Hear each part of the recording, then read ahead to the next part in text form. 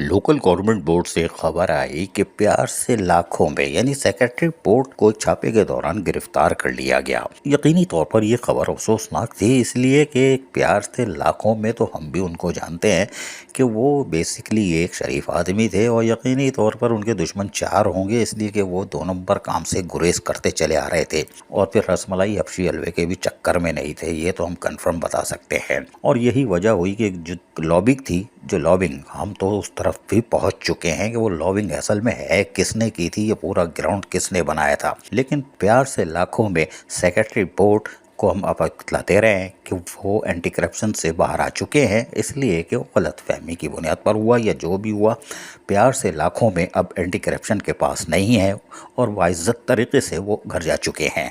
और यकीनी तौर पर ये गलत फहमी का ही नतीजा हो सकता है, लेकिन लॉबिंग करने वालों तक तो हम पहुंच गए हैं।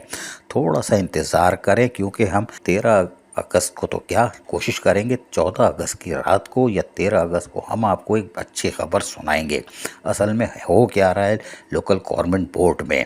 इसलिए कि लोकल गवर्नमेंट बोर्ड में सारा मसला है रसमलाई हबशी हलवा का, और हम आपको इसमें एक बड़ी बेहतरीन खबर देंगे कुछ हवाले सबूत के साथ, तो पैरों से ले ज़मीन निकल जाएगी।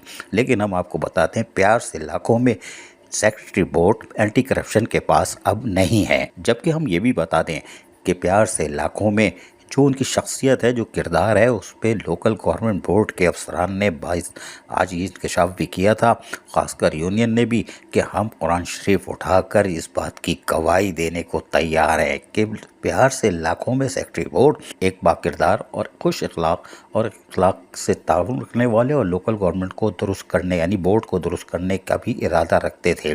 माहौल अच्छा कर लिया था, लेकिन दुश्मन चार हो गए थे। लेकिन कोई बात नहीं, हमारी अगली खबर का इंतज़ार करें। अजीज़ आरिफ, KBS बलदियाती न्यूज़, कराची। ऐसी ही खूबसूरत वीडियोस फ्यूचर में हासिल करने के लिए रेड बटन पर क्लिक करके और बेल आइकॉन को प्रेस करके हम सबके सब्सक्राइबर बनना मत भूलिए।